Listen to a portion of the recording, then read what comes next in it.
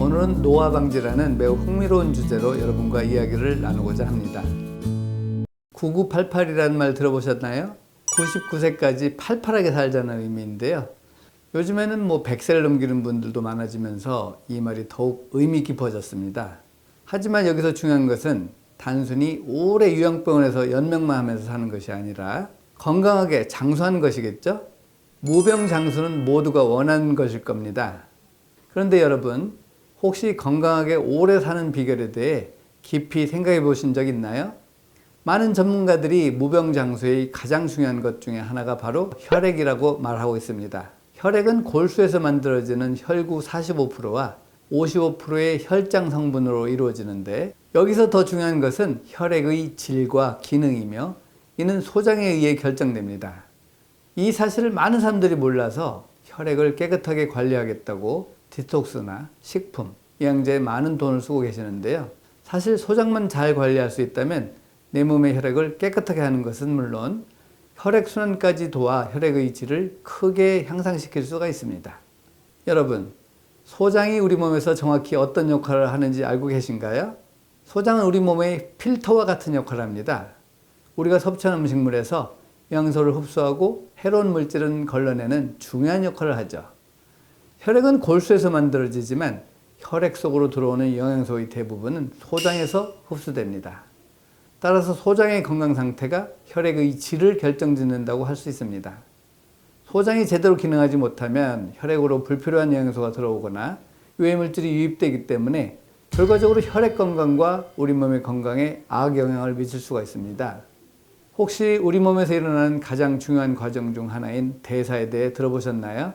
대사란 바로 우리가 먹은 음식이 영양소로 변환되는 과정을 말하는데, 이 대사 과정이 잘 이루어지면 에너지가 넘치고 몸의 세포가 젊어지는 반면, 대사가 잘 되지 않으면 염증이 많아지면서 질병이 생기고 노화가 진행되게 됩니다. 우리가 음식을 먹을 때 그 음식은 우리 몸을 거쳐 여러 단계의 변화를 겪게 됩니다. 입을 통해 음식이 들어오면 이 음식들은 위장에서 소화되어 소장으로 이동됩니다. 소장은 앞서 말했듯 필터와 같은 역할을 하기 때문에 필요한 영양소는 흡수하고 해로운 것들은 걸러냅니다. 소장의 필터 역할 덕분에 혈액으로 들어온 영양소는 간을 거쳐 해독되고 심장에서 순환되어 우리 몸을 건강하고 젊게 유지합니다. 노화 방지를 위해서는 원활한 대사 과정이 필요하고, 원활한 대사를 위해서는 오장육부의 기능도 모두 다 좋아야 하지만 소장 건강이 핵심입니다. 필터 작용을 하는 소장의 역할이 좋지 않다면 깨끗하고 건강한 혈액을 유지하지 못할 뿐더러 그 사람은 점점 염증에 시달리게 되면서 노화는 물론 무병장수의 꿈에서도 멀어지게 됩니다. 혹시 여러분은 소장 건강을 위해 어떤 노력을 하고 계신가요? 보통 올바른 식습관과 규칙적인 운동으로 장 건강을 유지하려 할 것입니다. 물론 식습관 관리, 운동도 중요한 역할을 하지만 정기적으로 소장 상태를 확인하는 것도 소장 건강을 위해서 중요합니다. 그런데 대부분 변비, 설사, 가스 차는 증상이 있거나 혈변을 보지 않으면 장근이 좋다고 생각하고 검사를 하지 않습니다. 더군다나 대장 검사는 알아도 소장 검사라는 게 있는지조차 모르시는 분들이 많습니다. 대장 검사는 보통 위장 문제나 암을 진단하기 위해 하실 텐데, 대장암은 들어봤지만 소장암은 많이 들어보지 못했을 것입니다. 사실 암 중에서도 소장암은 약 0.5%의 적은 비율을 차지하고 있습니다. 그만큼 발생률이 적은 것인데요.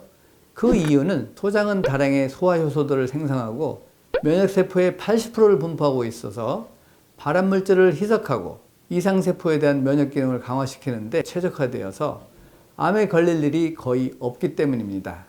그래서 대장검사는 해봤어도 소장검사는 태어나서 한 번도 해본 적이 없는 분들이 많으실 겁니다. 뿐만 아니라 소장은 대장처럼 검사하는 것이 쉽지 않은 기관입니다. 대장이나 위는 내시경으로 직접 보면서 진단이 가능하지만 소장은 길기도 너무 길고 상태를 정확히 파악하기 위해서는 소장벽에 있는 육모세포를 확인해야 하는데, 소장벽의 육모세포는 너무 미세하기 때문에 일반적으로 병원에서 사실상 검사가 어렵습니다. 그렇다고 소장을 아예 검사가 불가능한 것은 아닙니다. 다행히 간접적으로 소장의 건강 상태를 파악할 수 있는 방법들이 몇 가지 있습니다. 오늘 그 방법들을 자세히 알려드릴까 합니다. 모두 5가지 방법을 알려드릴 텐데요. 이 검사들은 조금 복잡하게 들릴 수 있지만 소장의 상태를 알고 혈액 건강을 지킬 수 있다면 노화 방지 및 무병장수에 큰 도움을 받을 수 있을 것입니다. 첫 번째, 조눌린 검사입니다. 조눌린은 장의 치밀결합을 조절하는 단백질로 조눌린이 과다하게 자극되어 수치가 높아지면 장의 치밀결합이 악화되어 장관 투과성이 높아질 수 있는데 장 투과성이 높아지면 장누수 및 염증성 장질환이 유발될 수 있습니다. 만약 소장 필터 기능이 잘 작용하는지 알고자 한다면 조눌린 검사를 받아보시기 바랍니다. 두 번째는 대변 검사입니다. 이 검사는 GMA 검사, 장내 세균총 검사라고도 하는데 대변의 DNA를 통해 장 속 유익균과 유해균의 비율을 확인하여 장내 환경과 장 건강 상태를 한눈으로 파악할 수 있습니다.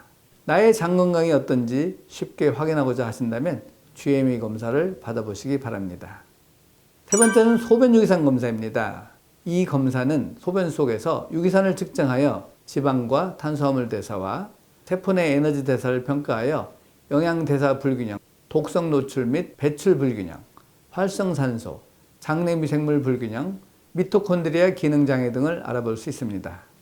대사 과정에 문제가 있는지 노화의 원인이 되는 활성산소가 과다하게 발생된 것이 아닌지 알고자 하신다면 소변 유기산 검사를 해보시기 바랍니다. 네 번째는 IgG 만성 음식물 알러지 검사입니다. 이 검사는 222종의 음식물에 대한 알러지 반응을 확인하는 검사로 IgG 항체 농도를 측정하여 장에서 만성 과민 반응을 일으키는 원인 음식을 찾아내어 장내에 염증이 생기는 걸 예방하는 데 도움을 줍니다. 몸에 좋은 음식만 먹는데 혈액이 탁하거나 이유 없이 만성 염증에 시달리신다면 이 검사를 받아보시는 걸 추천드립니다. 다섯 번째는 AK 검사입니다. 이 검사는 응용 근신경학 테스트라고도 하고 본원에서는 장 민감도 검사라고 부르는 검사입니다. 특정 음식 성분이나 약물을 혀에 접촉시킨 후 근육의 반응을 매개로 진단합니다. 혀에 접촉시키자마자 근력이 약해지는 반응이 나타난다면 해당 음식 성분이나 약물이 장 기능과 신체 기능 회복에 악영향을 미치는 것이므로 내가 먹고 있는 음식, 영양제, 한약, 양약, 유산균 등이 내 몸에 맞는지 맞지 않는지 알고자 하신다면 해당 검사를 받아보시기 바랍니다. 오늘 알려드린 5가지 검사들을 통해 소장 상태를 자세히 확인한다면 좀 더 체계적으로 장과 혈액을 건강하게 관리할 수 있고 노화 방지에 도움을 받을 수 있습니다. 또한 노화 방지를 위해서 꼭 알고 계셔야 하는 것이 있는데 바로 장누수입니다. 장누수는 장 건강뿐만 아니라 혈액 건강에 근본적으로 문제가 되는 부분이기 때문에 노화를 촉진시킬 수 있습니다. 장누수에 대해 모르시는 분들을 위해 설명드리자면 장누수는 장누수 증후군이라고 하는데 소장벽에 있는 육모가 벌어지면서 소장벽에 틈이 생겨 영양소는 제대로 흡수하지 못하고 해로운 물질들은 몸속 혈액 속으로 들어가는 상태를 말합니다. 노화 방지 및 무병 장수를 위해서는 이 장누수가 없어야 합니다. 장누수가 있다면 아무리 장에 좋은 음식이나 약을 먹고 혈액에 좋은 음식이나 약을 먹더라도 아무 소용이 없습니다. 마치 밑빠진 독에 물을 붓는 것과 같이 아무리 노력해도 헛된 일이 될 수 있습니다. 혈액을 건강하게 하고 노화를 늦추고 싶다면 소장검사와 함께 장누수를 꼭 치료하셔야 합니다. 사실 장누수는 전문 장치료를 받으셔야만 치료가 가능합니다. 만약에 바로 치료를 받지 못한다면 치료 전에 장누수가 악화되는 것을 방지하셔야 합니다. 그래서 오늘은 장누수가 악화되는 것은 막고 소장 건강을 유지할 수 있는 방법을 추가로 알려드리도록 하겠습니다. 첫 번째는 단 음식과 인스턴트, 가공 음식을 줄이는 것입니다. 단 음식과 인스턴트 음식들에는 장의 해로운균인 유해균이 먹이가 되는 과도한 당 성분과 조눌린을 자극시켜 장누수 증후군을 유발하는 글루텐 성분이 많이 함유되어 있어서 제한해 주시는 것이 좋습니다. 두 번째는 일정한 시간에 규칙적인 식사를 하는 것입니다. 신체의 시계라고 하는 인체 리듬에 맞춰 식사를 하는 것이 중요합니다. 활동할 시간인 낮에는 식사를 하고 수면을 취해야 하는 밤에는 되도록 음식을 먹지 않는 것이 좋습니다. 특히 야식을 먹는 것은 장 건강에 좋지 않을 뿐더러 노화를 촉진시킬 수 있기 때문에 야식은 되도록 피해 주세요. 세 번째는 충분히 섬유질을 섭취하는 것입니다.